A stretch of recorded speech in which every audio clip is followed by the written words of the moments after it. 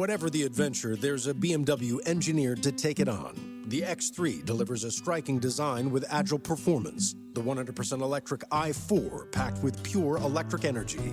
Or the plug-in hybrid X5, an impressive versatile SUV granting full control on every journey. Choose what powers your next adventure during the BMW Road Home Sales Event.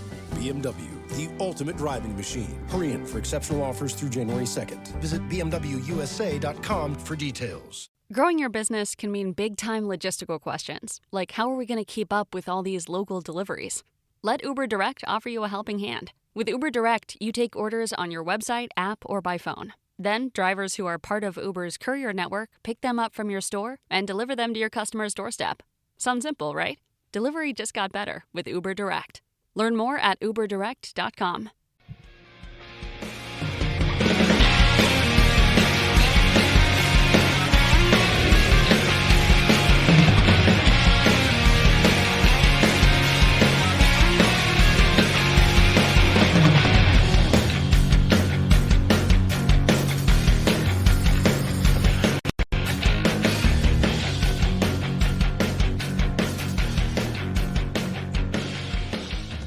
Happy Halloween, everybody. Welcome to our grand finale of Halloween season 2024 of Hops Geek News. I am Matt. With me, as always, is Lauren. And today we are going to be talking about the 1976 Stephen King film, Carrie. Not my wife, even though sometimes she gets really angry and I'm very worried that she's going to start stabbing me with knives with her telekinesis, but the film. And we got a lot of good stuff, man. This film has a lot of cool things behind the scenes. And so there's lots to discuss, if you will. But, you know, it's Halloween week. So finally, you know, this month went by so fast. And I just got back from, actually, by the time this episode airs, I'm still in Florida because my plane doesn't take off till the afternoon.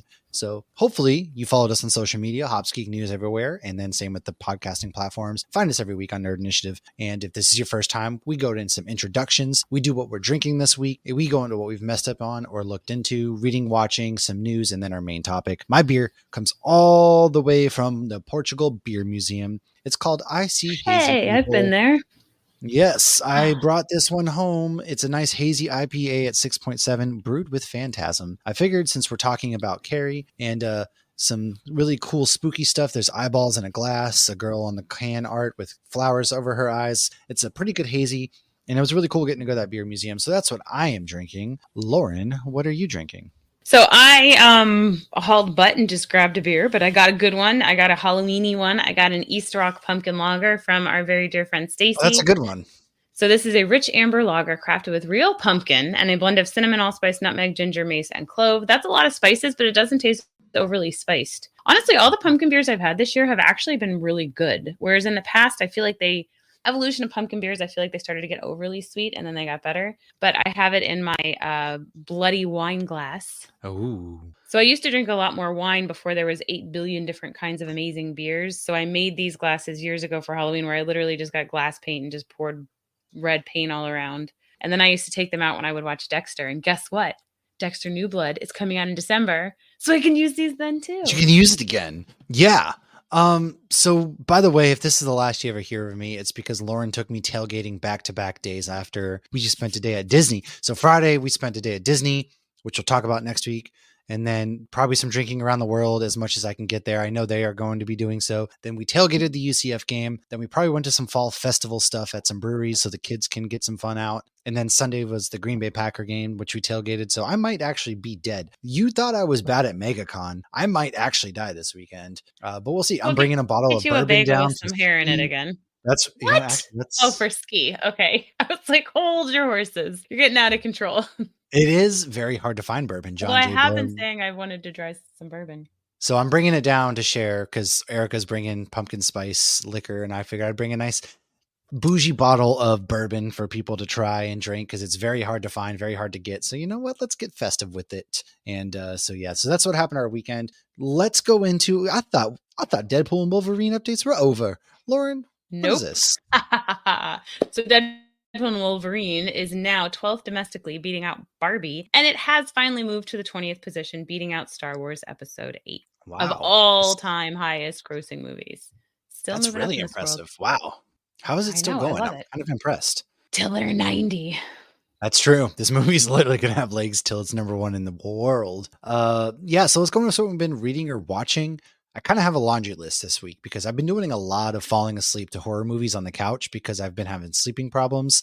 I don't know why. I just haven't been able to sleep up much lately. So I put on a horror movie such as Nightmare on Elm Street Dream Warriors or Nightmare on Elm Street or some Friday the 13th movie. You know, something about those are comfort movies to me. I can just snuggle up on my little blanket with the nice Halloween blankets I got on the couch. My couch is amazingly comfortable. Visions of people getting stabbed in your head.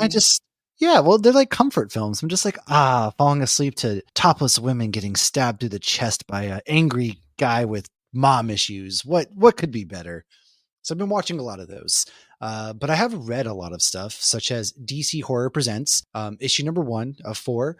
This one there's 2 short stories inside, one of which David Dastmalchian had a chance to write. Very bloody. This one is about the doll maker and his daughter. It was, dude, she's brutal in this book. The other one was about the Amazonians at the Mascara, and there's like some zombie action going on. So this is a very horror book. If you're looking for like a short read for Halloween, man, pick this one up at your comic book shop.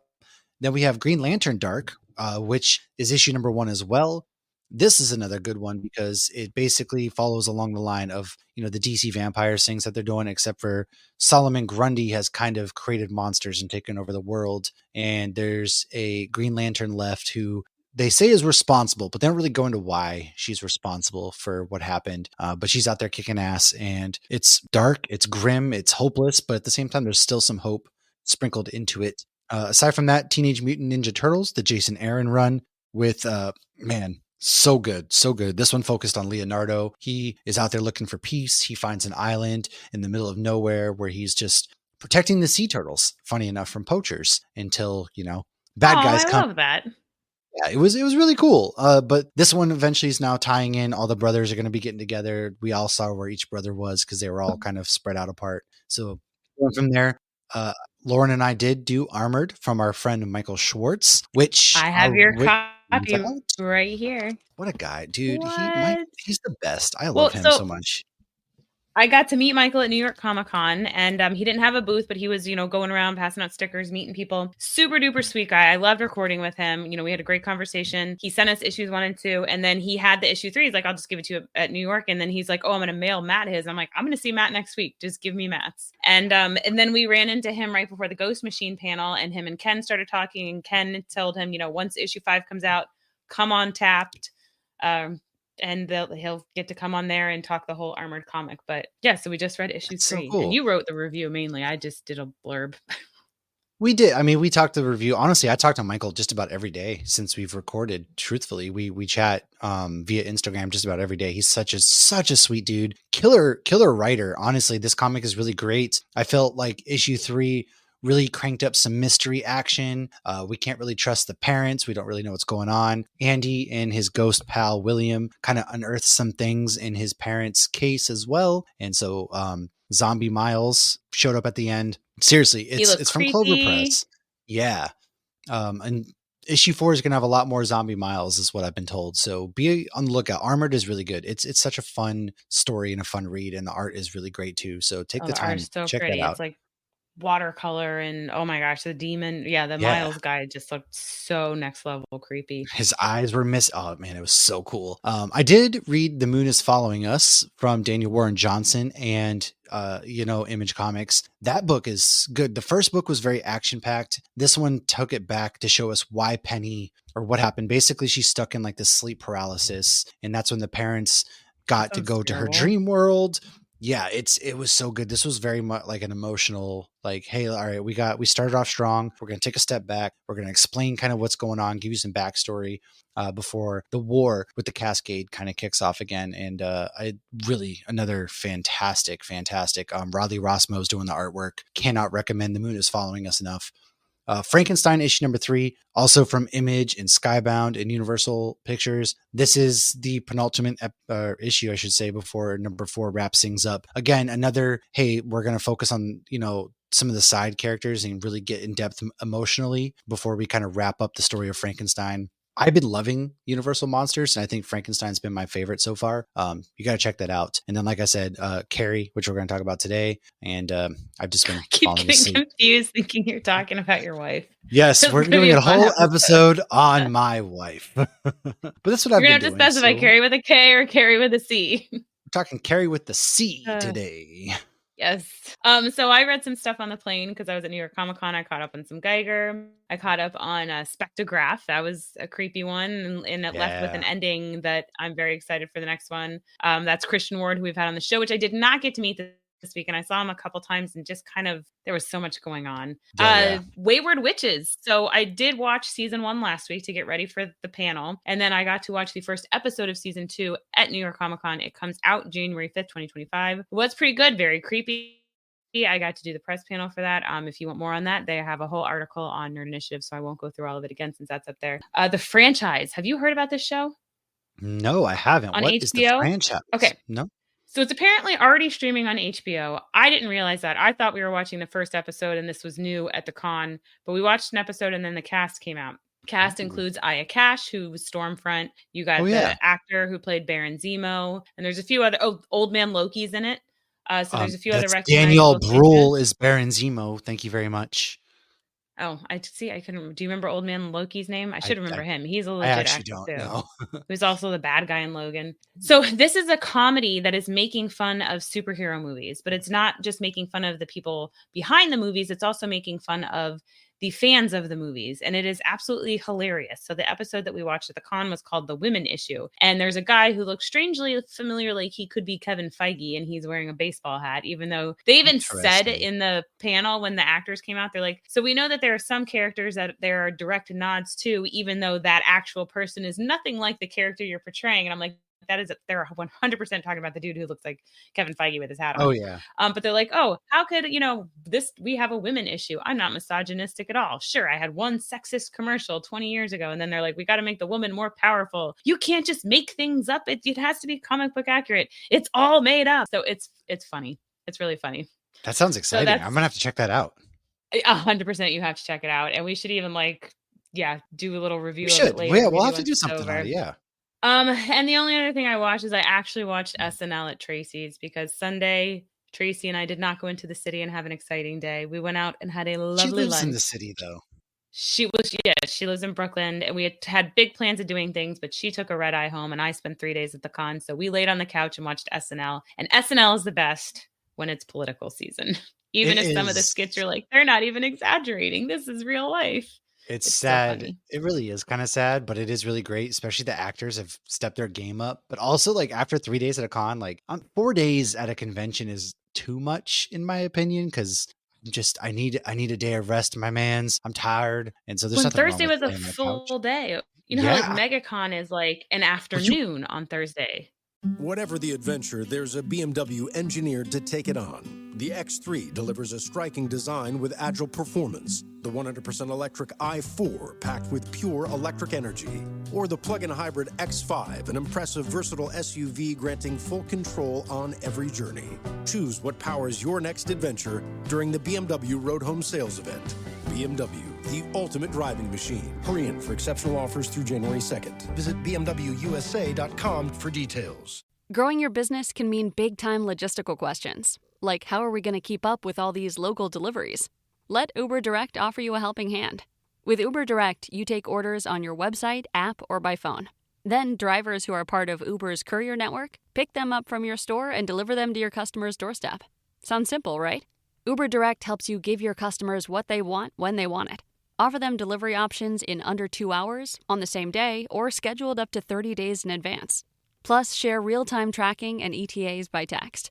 You can keep growing your business at a price that works for you. Never pay commission or hidden charges. Just pay a fixed fee per delivery. Delivery just got better with Uber Direct. Learn more at uberdirect.com. This was a full day. You got off the plane and went right to work.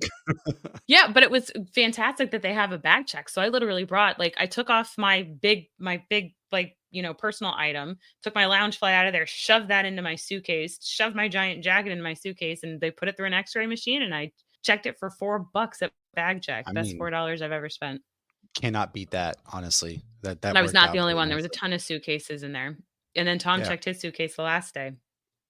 Yeah, I mean that So, makes perfect yeah. sense to do, honestly. But yeah, let's go into some news, such as Not a lot of news. Fallout Season 2 will actually begin filming in November, which is a lot sooner than I expected, especially because it's an Amazon show and they like soon. to take their time. Yeah, and it's like, yeah, but who knows when it will actually come out? Because I feel like The Boys has like already been done for a minute, and they still have to edit. Maybe not the next season, maybe I think. But I always feel like their post production takes a while. But they also had a strike last year. Oh, yeah, that's true too. But I am glad. I am really excited because this show is so good. So I cannot wait for Season 2. Was Tom really Holland's good. in the news. What couple of reasons. First of all, he's obviously going to be in the Christopher Nolan's next film in 2026, meaning he's going to be in like 2 Avengers films that year, or Spider-Man, Avengers, and Christopher Nolan's film.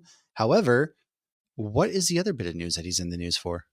So we also have some beer news, which I love when superheroes and beer crossover. So I actually read I saw an interview with him not too long ago, and he basically was saying that, like, he went really hard with alcohol during the holidays, like a lot of us do, and he just drank lots. So he's like, I'm going to do dry January, and then he found himself craving alcohol more than he expected while he was doing dry January, and he's like, okay, I didn't realize I felt like I needed alcohol so much. I'm going to try to do dry February too. And he just kept going. And 2 years later that he's still sober. And like, Good he for never him. like hit, rock bottom or anything. Obviously, like, you've never heard terrible stories about him. He was just like, oh, I'm drinking too much. And he stopped. So since all the celebrities are doing this now, he has launched a line of non-alcoholic beer called Bero, Bero.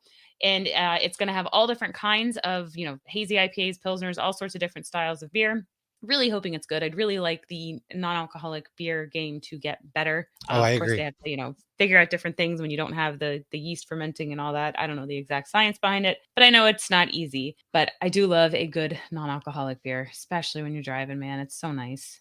Yeah, I mean, it's a really cool, especially because you hear so many actors who kind of just get caught in this spiral and how alcoholism, like Ben Affleck, I mean, kind of he spiraled and things like that. He struggles. And so it's cool that he kind of caught himself, especially being so young and aware Such as a young well. age, yeah. And he's such a big actor and like his work schedule and things like that. So it's pretty rad that he caught that. Now, Shrinking has been confirmed for season 3, which is the surprise to nobody. However, it was only planned to be a 3-season show. Oh God, season 2 is some of the best television. I swear, I cannot say it enough. Yes. Oh, Shrinking, that's right. Because the whole season's not out, right? You just got to watch no, the 3.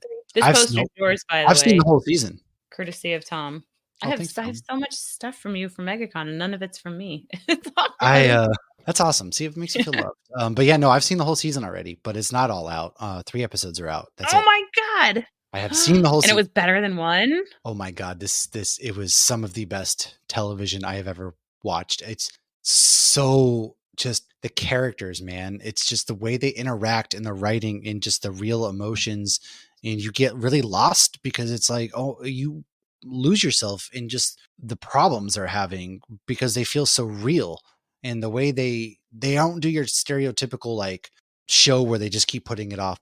No, they face things like head on, and not everybody's perfect. Like And in that's the Ted other thing. Lasso. Exactly. And well, I mean, Brett Goldstein did write Yeah. Shrinking. And so I think the other really big thing is like every character is flawed. Harrison Ford has flaws. Jason Segel has flaws. I mean, every character on this show is going through something different. And it's how they help and interact with each other and the things that they're just going through. It's this season really, really just struck a chord with me. And I think it's probably one of my favorite seasons of television that I've ever watched. I can say that with a very, very fact. When I showed Josh the poster, he was like, oh, what show is that? And I'm like, oh, it's the show I would put on when you fell asleep during Ted Lasso. I forgot he didn't watch it with me. So he's going to watch season 1 and then we're going to watch 2 together.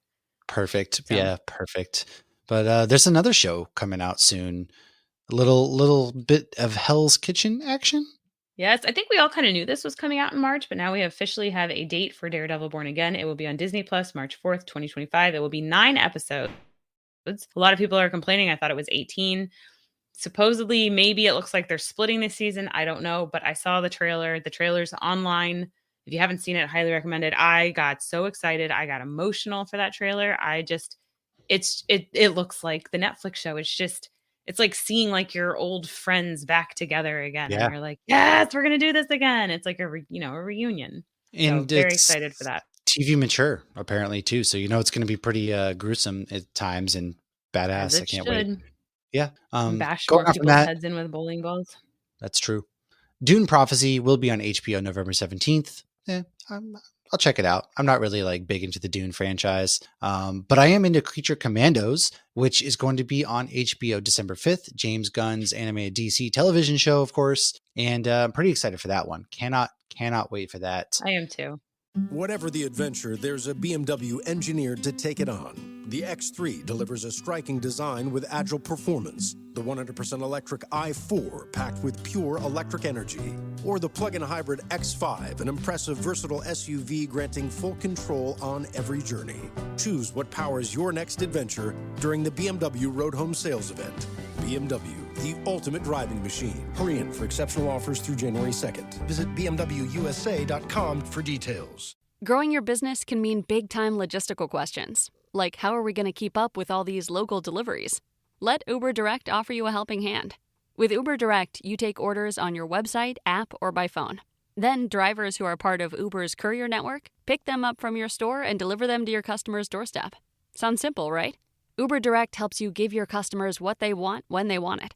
Offer them delivery options in under 2 hours, on the same day, or scheduled up to 30 days in advance. Plus, share real-time tracking and ETAs by text. You can keep growing your business at a price that works for you. Never pay commission or hidden charges. Just pay a fixed fee per delivery. Delivery just got better with Uber Direct. Learn more at uberdirect.com. But every time I hear Creature Commandos, I start singing Creature Report, Creature the Report. trailer looks really Report. cool. They did release a trailer, and the trailer looks pretty rad. I haven't so watched it. I need to watch that. It does look pretty exciting. But you do have some more Daredevil news. A new Daredevil comic is coming out too by Charles Soule and Steve McNiven, and that will be out in April. It looks really good. It is called Daredevil: Cold Day in Hell. Ooh. And it was announced in the same panel as Daredevil Born Again. I don't know, will there be any connections? I don't know. We'll see. That's interesting. Pretty That is cool pretty if cool. there was. They just hijacked it all. What is this Ghost Machine Soulless you talk about? So have you heard of Soulless from Ghost Machine? No, not yet. No. Okay. So at the Ghost Machine panel in New York, they mentioned that comic. And then I was like, well, was that an announcement? Because I hadn't heard that. So that's going to be a new one of their comics. And it sounds like it will be added to the Hyde Street collection, because you know how they're doing it is they have these, different worlds, which obviously we've raved about Ghost Machine many, many times on this show. So that's going to be a new one. Yeah, I'm very excited for it. I'm very excited for everything they're doing. They're just doing such a good job. They really are. Truly, Ghost Machine is top of the business right now, doing some really good stuff. This one's for you. Invincible Season 3 comes out February 6th, Super Bowl week. So this is your Super Bowl with Invincible Season 3. Oh, shit. That comes out like during MegaCon. Oh, that's right. Oh, yeah. MegaCon's that weekend. It does. And Mayfair Witches Season 2 will be out January 5th, 2025 on AMC. And then a couple more things. Dead City Season 2 will be out spring of 2025. And the Daryl Dixon Season 3 has already begun to film. Interesting. A lot of TV news this week. Ooh, that's right. But let's go on to talk about Stephen King's film, Carrie. Not my wife, but, the film Carrie. Not my wife. Starring Sissy Spacek. And I always forget that John Travolta is in this movie. So we will be right back to talk about this film in just a moment. Welcome back. Like I said, get on your prom tux, get on your corsage, and leave the bullying at home. Trust me, you're not going to want to do any of that blood nonsense. At the farm. Yeah, and let's talk about Stephen King's Carrie. Now, this was originally based on the Stephen King book. It stars Sissy Spacek, I can never pronounce anybody's name correctly, and John Travolta. In the 1976 movie, we start with a girl who was raised in a very, very religious household, gets her first period in the showers of the high school locker room. She thinks she's dying, all while the girls mock her, I forgot that scene. I did not know that. I've never seen this. And I read the book this weekend too. And so the book goes into detail and I'm just like, what the fuck? That's pretty fucked up, man. You're a girl. Why would you I'm a little confused why they would just act that way, Yeah, no, it's definitely extreme. And you have the Mean Girls. And one of the things they mentioned in the book, and they mentioned in the new movie, I had the new movie on this afternoon, in the background, but I don't think they did in the 1976 version, where they mentioned Carrie would always tell everybody that everybody except her and her mom were going to hell. And so it was kind of one of those, like the one girl's like, whatever, she's had this coming. Like she's always telling us we're bad people and we're going to hell. But yeah, apparently I stopped writing the description of the movie and started watching the movie. Yeah, so after they mock her, obviously she gets, really sad, but she has these telekinetic powers. She starts to kind of research them, but the mom is just completely mentally ill. Oh, yeah. And is raising her like she's the devil. Then the one girl actually feels bad. She feels remorseful. And this was odd, but she thinks that the way to have her get into a clique is to have her boyfriend take Carrie to the prom. That whole concept is crazy and bizarre. And then he actually does it. She looks beautiful at the prom. She's having a great time. He's actually thinking like, oh, wow, I'm actually enjoying this girl. And even in the book, it's like she was beautiful. She did look beautiful. Like he thought she looked beautiful. And then the extra mean girl and her boyfriend, who's John Travolta, go and murder a pig to get a bucket of pig's blood to pour all over her. When that happens, her telekinesis goes absolutely berserk. She kills a bunch of people in there. And then the poor guy that was her date got hit in the head with the bucket and dies instantly. That happens in the book in both movies. Oh, I didn't realize he was dead from the bucket. Yeah, he's dead from the bucket. That must have been one hell of a They make it bucket. more in the... I mean, if it hits you in the head just right, I guess. But they make it more clear in the book and in the new movie. But yeah, in the older movie, it does seem a little like, but like in the book, they're like, somebody call the ambulance. He's not breathing. And in the new movie, he falls and his eyes are like wide open. But then she goes full, I guess, Harry Carey on everybody. Well, okay. So like, there's a couple people I do feel bad for amongst this all. It's the boyfriend, because he legitimately seemed to like genuine. A nice dude. Yeah. Yeah. He truly seemed to be genuine. And so him dying, like I didn't realize he died. I just figured he died from the fire that happens or something, And then her teacher, who I understand why she dies. It's because she talked her into going to prom. So she kind of blames her for that. But like, she was like the only decent person to her and looked out for her and everything like that. So in the book, she says that she sees the teacher, the coach, and she goes, even though she's looking at me, it seems like it's a forced sympathy and she doesn't really feel bad for me. And she's also laughing on the inside. So it's like Carrie is not mentally well either. Well, but I mean, her mental illness could be just from the years of emotional. Her mom emotionally abused the crap out of her. Yeah. Like her mom's a psycho. Yeah. Talks about, even so much as to be like, I thought about giving you to Jesus. I saw your dad ran away. I thought I was giving you Jesus, all this craziness. The devil's in you just like it was in him. And then she actually ends up stabbing her daughter. And it's just like, whoa, geez, dude, like this lady's crazy. Yeah.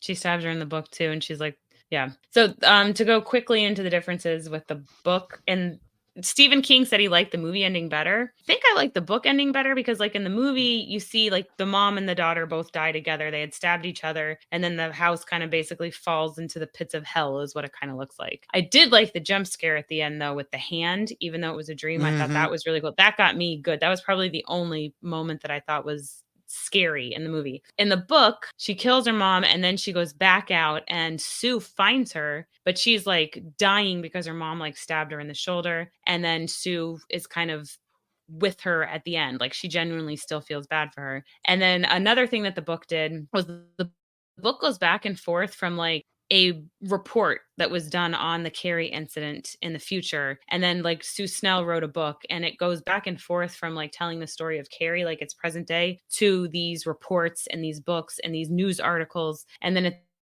the end, which you see in the new Carrie movie from, I think it was 2002 or something, you see Sue's in court at the end and they're still asking her questions. And that's for like the commission report because they're trying to figure out why this happened, how do you prevent this again? And it's genetic, but it's very rare for somebody to get telekinesis. Like you have to have two parents that have it. It's very rare for it to like connect. And they're like comparing it to hemophilia and talking about recessive and dominant traits and like how hemophilia used to be more common in like areas where inbreeding happened. So you would have either rednecks or royalty because that's why you're not supposed to do that because those recessive genes become dominant.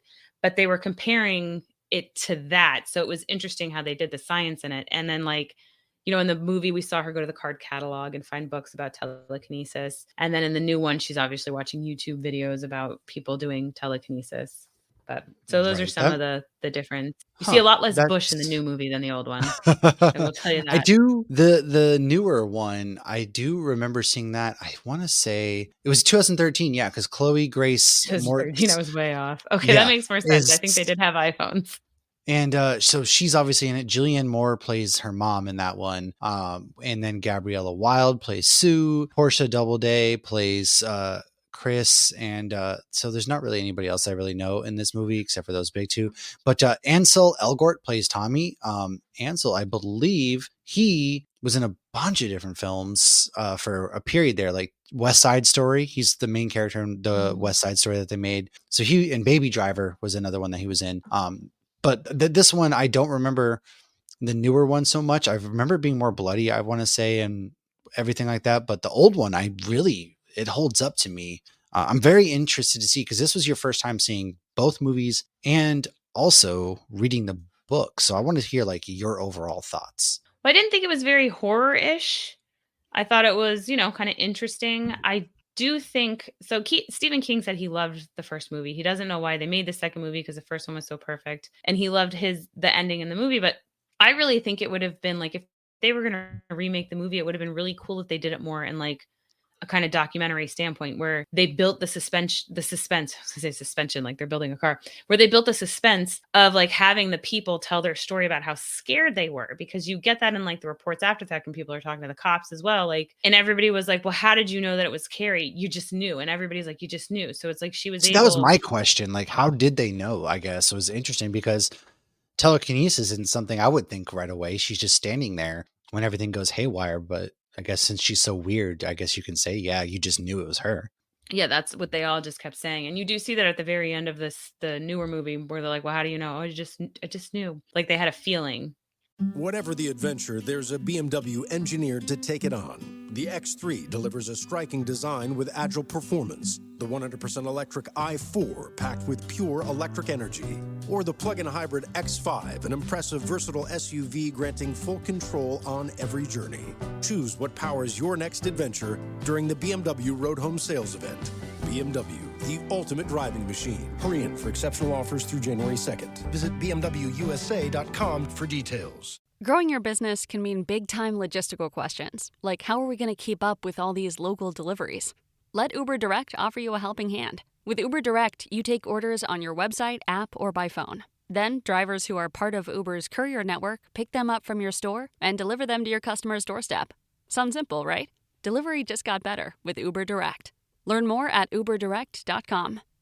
Of like dread, or, they compared it to like when you have a dream and you wake up from the dream and you're like, I know something like this happened, but you can't remember that dream. Right. I think that's what I love about when you read these books, just like the comparisons that, a good writer like Stephen King can make, where you're like, that makes complete sense. I know exactly what you're talking about, but I never in a million years would have like explained it like that or thought of it like that. Right. I also like But getting in depth into like people's minds in books. That's like one of the fun things about reading, is you get a lot more behind the scenes, because obviously nobody's going to be inner monologuing in a movie. So they kind of have to do like a they little do bit in more. comics.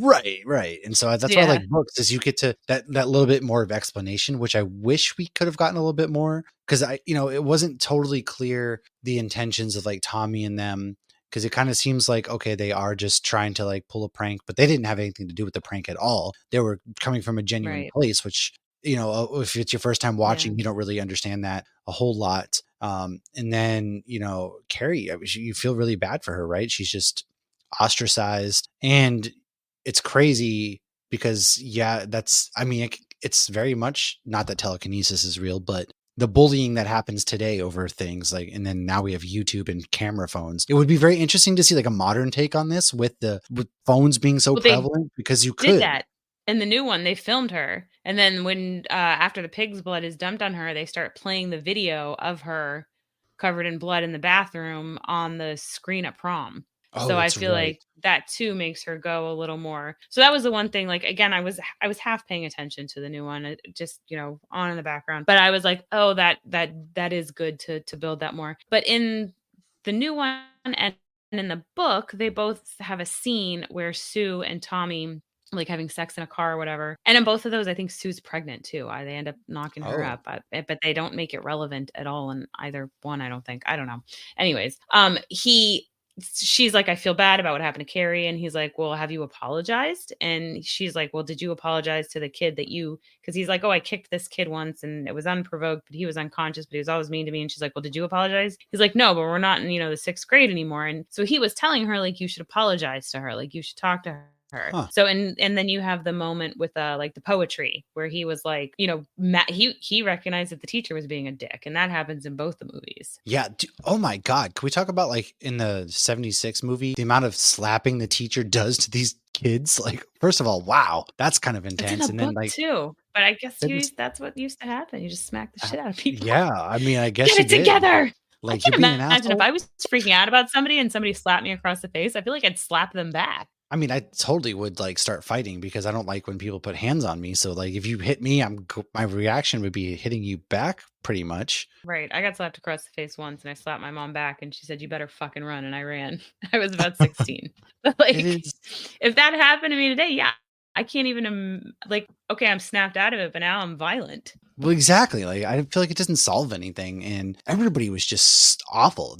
Everybody was just, for the most part, not everybody, but I mean, for the most part. And then you can see why Carrie didn't trust the teacher because, like, everybody's so awful to her. So at that point, she just thinks everybody there is laughing at her because she's got her mom in her head talking about how, nobody actually cares about her, and she's got the voices and all that stuff and just the emotions and being embarrassed. So I can perfectly see it. But let's go into some fun facts real quick before we kind of talk about the movie. So Carrie was Stephen King's first book. He was actually paid $2,500 for the rights to the movie, which was also the first of his books to be turned into a movie. Now, at this point, there have been over 100 different TV series and movies based on the books, one of which Mike Flanagan is turning into an 8-episode series for Amazon Prime. And they also misspelled his name in the trailer. He's Stephen with the PH, and they used a V. Now, for the casting for Carrie, was done with the casting for Star Wars, as Brian De Palma and George Lucas were friends. They were casting at the same time. Sue was in the running for Princess Leia, and Carrie Fisher was in the running, to play Carrie. She didn't get Leia. She did end up marrying Steven Spielberg and having a child with him. She didn't get Leia, but she got laid. So she's actually in Carrie too. So Carrie 2 started playing. I watched like the first 10 minutes. Dude, there are so many people in Carrie 2. The girl that Shipbreak's in it. The girl who sleeps with Chris Klein in American Pie is in it. The oldest kid from Home Improvement is in it. Like, there were so many recognizable people. You're talking about the Carrie from 2013? No, from 1999. There's a Carrie 2? Oh, yes, I watched the first 10 minutes. I have blocked this movie out from memory. I now recall seeing this. You're right. So many Jason London's in actors it. Yeah. Yes, Jason London's in it. Yeah. Holy crap. Yeah, you're completely right. I completely blocked this from memory. I don't know how that happened. You're right. Yeah. Eddie K. Thomas is Arnie. Yeah. He's a Shipbreak from, wow. I forgot all about this movie. That's crazy. Huh. I have a new movie to fall asleep to tonight. Oh, 4.8 out of 10. Can't say it's a good movie, but I got 10 minutes. What are some of the other fun facts you got for us? So you actually mentioned this recently, that we should do a whole episode on big stars that got their start in horror movies. And here's another one. John Travolta is his first movie. There were book scenes that didn't make it into the movie solely for budget reasons. So I do wonder what those scenes were and if they would have helped the movie. When Sissy Spacek was getting ready for the role of Carrie, she stayed away from the rest of the cast, and she actually decorated her dressing room with a bunch of religious stuff. And she studied the Bible, and she studied body language of people who had been stoned for their sins. So for every scene, she would either start or end in one of those positions of somebody who had been, injured for their religious beliefs, kind of thing. That's pretty cool. That's like method acting before method acting was ever a thing. That's pretty she really took this here. That's good on her, man. That's pretty cool. Yeah, she did a good job. I mean, for the time, we look at older movies and we're like, this acting is not great, but like she did a great job. Yeah, she definitely did. So the actress who played Chris, who's the main mean girl, she didn't actually realize her character was supposed to be super evil. She thought that her and John Travolta were more comedy relief. So she clearly did not read the book in preparation. She did that from the whole blowjob scene where she's clearly talking while apparently giving him a blowjob. So it's like, wait, which one? Thinking the same. She's like rubbing his chest. She's like, Billy. It's like, now wait, are you going down on him or are you like talking? Like, I'm a little. She's like, I hate Carrie. Yeah, and he's like, Who's That was Carrie? Could you terrible. like the whole sequence? He's like, "You're fucking crazy," and then she's like, "Oh Billy, oh Billy," and it's like, wait, how something isn't adding up here. And then to be like, "I hate Carrie," it's like, wait a second. I have a friend who actually was getting a blowjob once from somebody, and she was drunk, and so she ended up throwing up all over. I did like while going down on him, she threw up all over, which is hilarious to me. It didn't happen to me, but that's Oh my gosh. oh, that just My talk about like earbud just completely fell out of my ears thanks to that my story. my religious virgin ears. Ah, oh my That's god. disgusting.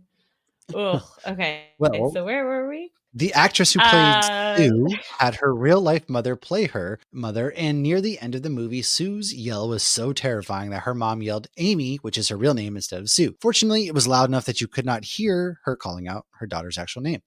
In the book, the kids go to Ewan High School. However, in the movie, it's Bates High School, which is a nod to Norman Bates from Psycho. The book but and then it's movie you in end. high school in the new movie again. They change it back. They didn't like Norman Bates, apparently. Interesting. I guess Well, not. the book and the movie end very differently. Stephen King says he actually liked the movie better, which is not the first time he said that or it won't be the last time. The Mist. He says that the movie ending for The Mist was way better than his book ending. Now, if you remember The Mist, Thomas Jane, I'm pretty sure it's Thomas Jane. Yeah, it is. Punished They're her. driving. It's his kid, the girl, the love interest or whatever, even though his wife has been missing for like 72 Lori hours. Holden. Yeah, and then the two old people, he basically shoots them all in the head and goes to kill himself, and the gun's out of bullets. And then right after that, the army comes clearing, the fog disappears, and now he just killed his son and all these people, and now he's left with that. So Well, the that's book one of the, doesn't really end. right. Like it's kind of like left open, which honestly I liked it better than the movie because the movie ending I freaking hated. Yeah, the Like movie. you Well, just the shot movie your ending, son in the head. Like just go ahead especially and as a kill yourself, parent, even though like it's safe now. Just kill yourself. You're done. I would go up Sounds to one of terrible. the I'm not army actually members. advocating suicide. I mean, I'm advocating suicide in that case. You should die. You just killed your kid, dude. You couldn't have You don't waited. recover from that. You're right. Yeah, I I know. don't You know. guys aren't even going to try. You're just going to give up. That's what I'm saying. They just gave up so easily. There was no monsters in the immediate area. You could at least just sit there for a little bit. And then when things start to maybe get a little scary, then that's when you do whatever you got to do, right? Right. Like, It's like the first Walking Dead episode. They all just kill themselves so they don't get eaten by walkers. The end.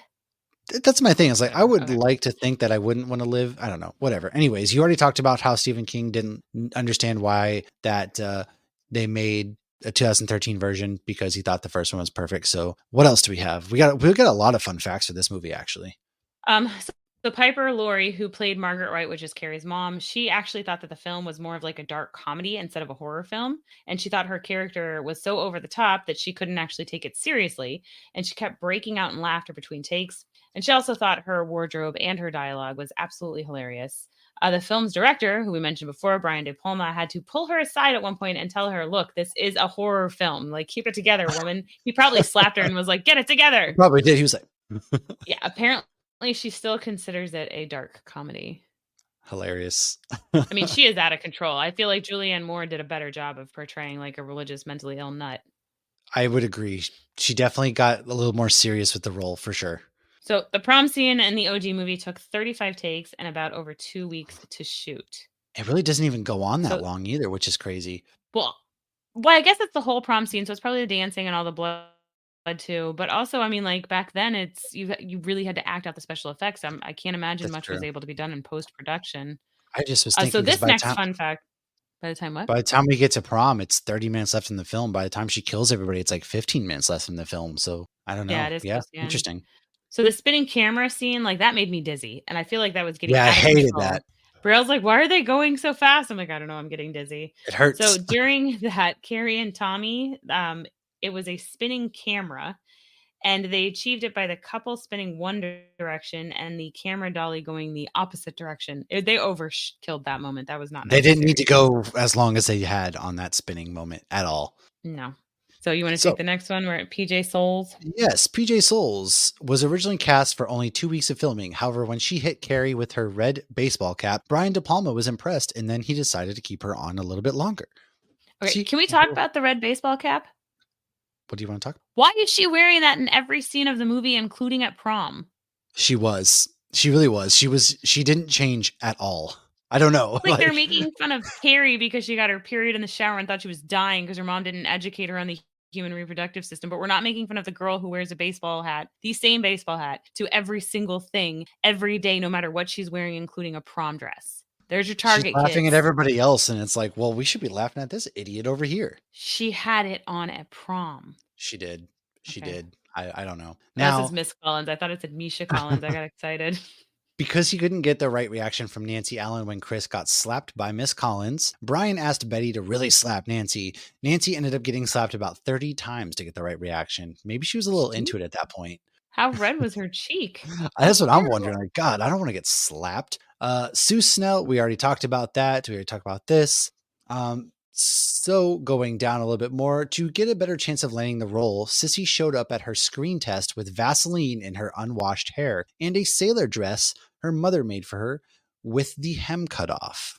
All right, get a little crazy with it. Interesting. I think I read that too, and it was like an older one. Like it was from when she was younger, so it didn't fit right. Oh, and to add on to Margaret's insanity, none of the Bible references she mentions are actually real. When she quotes Genesis chapter 3, she declares how it says sexuality is evil. In reality, the quote is about Adam and Eve eating the forbidden fruit. Well, maybe they were eating peaches. Maybe. Or Yeah. eggplant. Is eggplant a fruit? Probably a vegetable.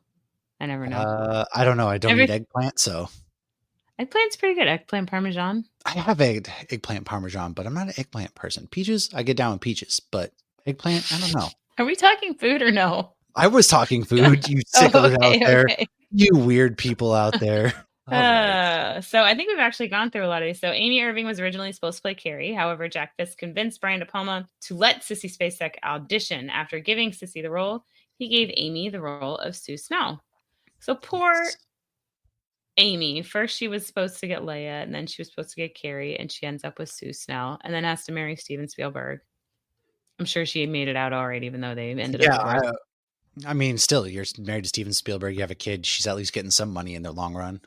So Stephen King actually gave Amy Irving a ring that she wears throughout the film. Well, that's interesting. Interesting. I did see this. So this is how Spielberg met his wife, was because Brian De Palma was like, hey, you should stop by set. There's a lot of hot chicks on set. I'm sure he didn't say it like that, but there was a lot of bush in that movie. The second the movie starts, it's just naked people. And Josh really was like, was. Isn't this supposed to be high school? And I'm like, yeah, but I'm sure they're all over 18, I hope. Right. Hopefully. So Carrie was based loosely on two girls Stephen King knew in school. One of the girls was a kind of peculiar person from a kind of weird family. And instead of it being like religious crazy like Margaret, though, this girl, her mom was obsessed with game and sweepstakes stuff. Do you remember like the Publishers Clearinghouse? Oh, yeah. Oh, yeah. So Stephen remembered that the poor girl only had one change of clothes for the whole school year, and she was regularly made fun of by other kids. Oh, that's sad. Jeez, that's tough. While the film was played in theaters, Sissy Spacek loved to show up in the last 5 minutes to see the audience reactions to the final scare. I wonder if she was watching when Lauren jumped. There was maybe a deleted scene that showed Carrie as a little girl talking to her next door neighbor, who was sunbathing in the backyard. Margaret catches her and drags Carrie back into the house, which causes Carrie to make stones fall from the sky onto the house.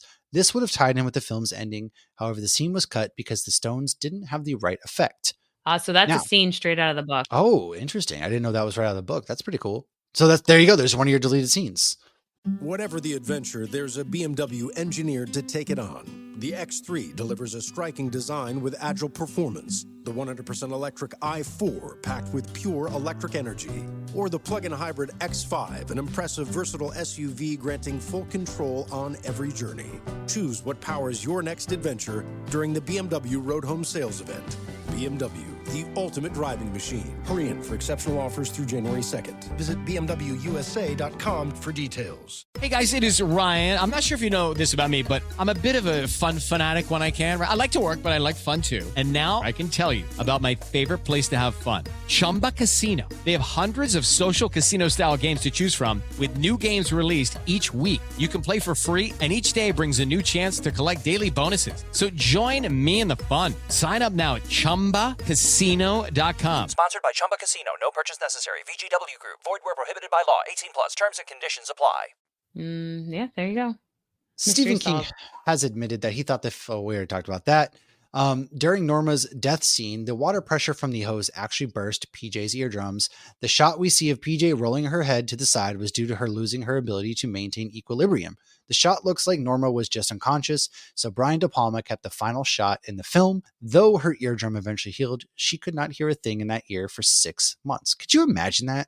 That's crazy. That is crazy. That's like when we did the fun facts on Twister, how like they had like hearing loss for a while. Yeah, just absolutely crazy. And my last little bit, and I'll let you take back over, is for the final jump scare. Sissy insisted on being the one to grab Sue's arm from underground and not a stunt double. Brian tried to tell her that they would have to actually bury her for the scene, and he tried to convince her to just let him use a stunt double. However, she kept pushing for it, saying, "Brian, I have to do this." All right, she got little issues, but I don't want to be buried alive. Please don't. Fuck no. Yeah, and then she's got to reach out. Oh, I wonder how they set all that up. That sounds terrible. Right? So the fake blood that Sissy had to wear kept drying under the hot lights, and it was sticking to her. That sounds terrible. And Yeah, it so because of that, she had to be hosed down every time the blood got gluey. Gross. I mean, So a good for thing the they death had the scene fire for- hose there. Yeah, right. So for the death scene for Miss Collins, the backboard that crushes her wasn't tested beforehand to make sure it didn't actually hit her or hit the Oh. actress. So for that reason, the actress had a terrified expression that was genuine before she died. I mean, yeah, that's pretty fair. Why would you not test it? Because I feel like that's how people die on movie sets.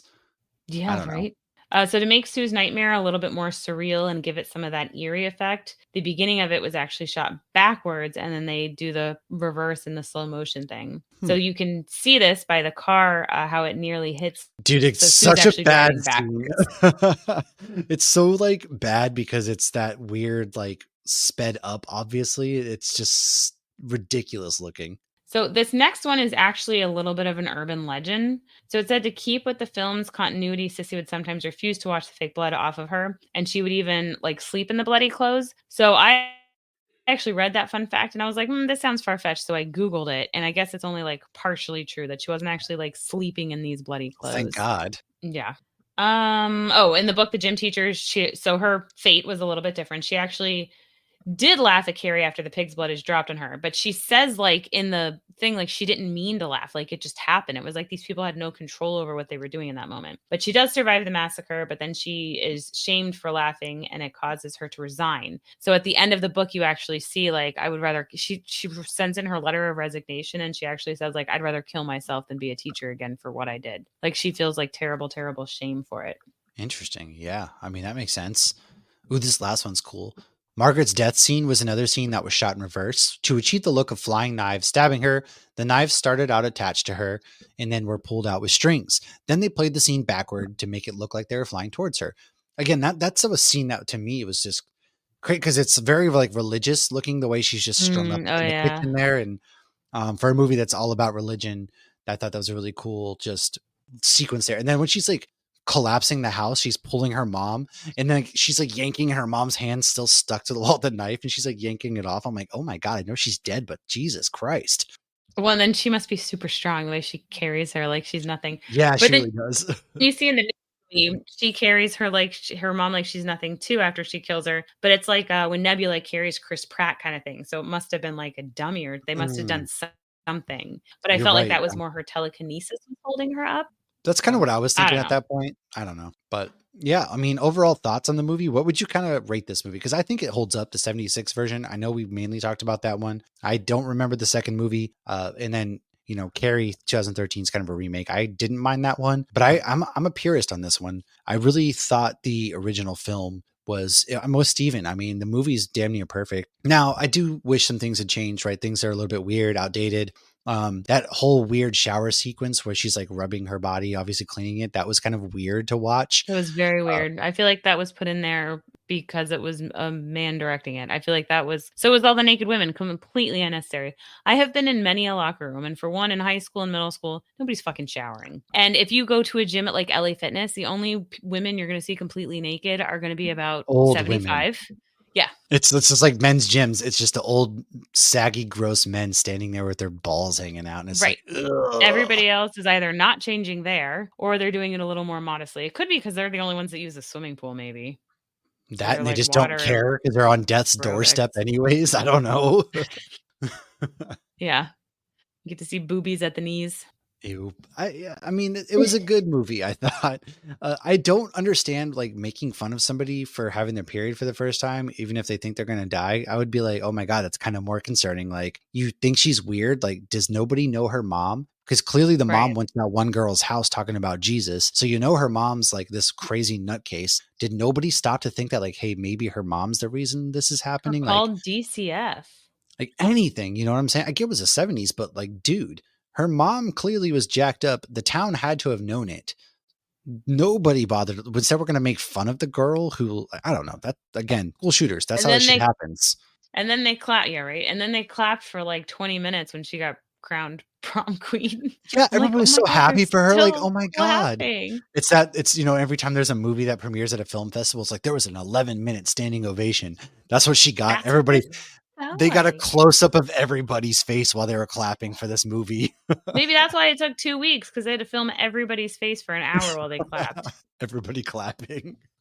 was But what crazy. are your overall thoughts on the movie and the book? I mean, I didn't love either one. I thought they were both good. I would love to see a more direct adaptation of the book. And I know that always sounds holier than thou, but I really thought the like interview perspective and the going back and It's forth interesting, from yeah. present to past. Yeah, I felt like it would create more suspense. I felt like not enough suspense was created here. Also in the book, after Carrie gets the blood dumped on her and she goes full like evil, she's laughing. And whereas in the movie, I don't feel like she's laughing as much. I feel like there's still somewhat of an She innocent stayed quality to very her. same stoic face, yeah.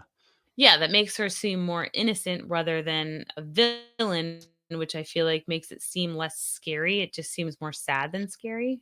Yeah, the whole movie, But I mean, you got to take it for a movie of its time too. it never felt like a horror movie just because like the actual killing happens in the last 15 minutes of the movie. And no, there was no like suspenseful kind of whatever. Like I almost feel like maybe they should have had her using her telekinesis to kind of fuck with some of the girls, maybe like building suspense that way. I like the whole documentary flashback sequence like you're talking about. That would have been cool to see. So hopefully maybe if somebody remakes this movie at some point, because movies are going to get remade a million times before we die, I would like to see something like that. Or maybe they do their own fresh take kind of on the Carrie bit, or maybe Mike Flanagan.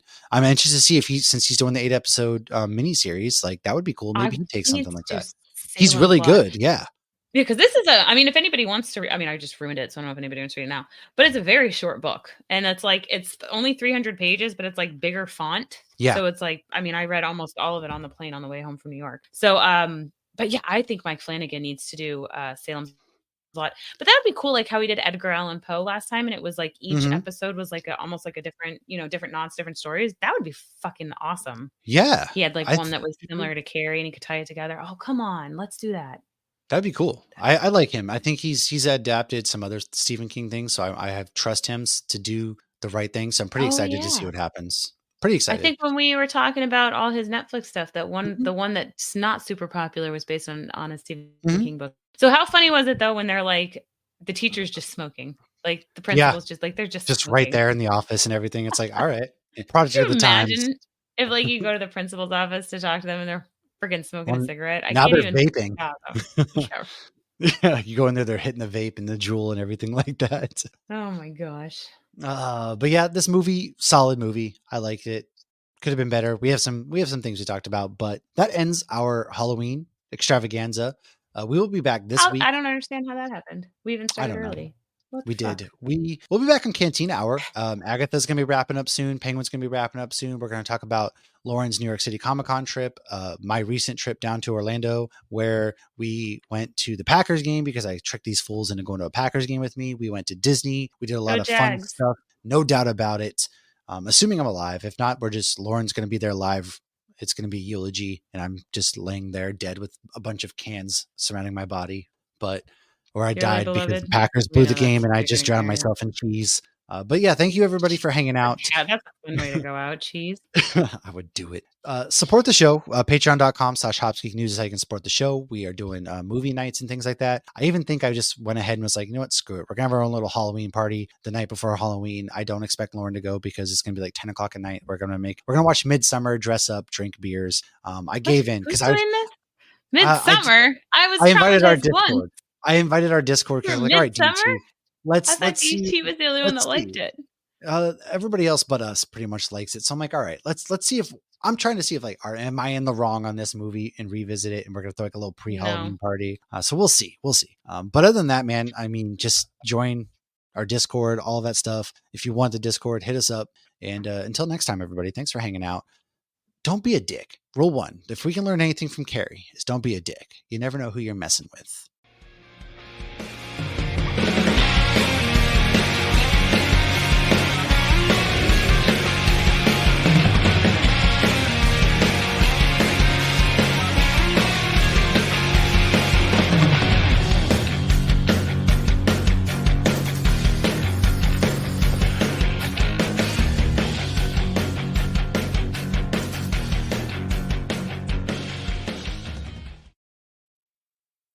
Whatever the adventure, there's a BMW engineered to take it on. The X3 delivers a striking design with agile performance. The 100% electric i4 packed with pure electric energy. Or the plug-in hybrid X5, an impressive, versatile SUV granting full control on every journey. Choose what powers your next adventure during the BMW Road Home Sales Event.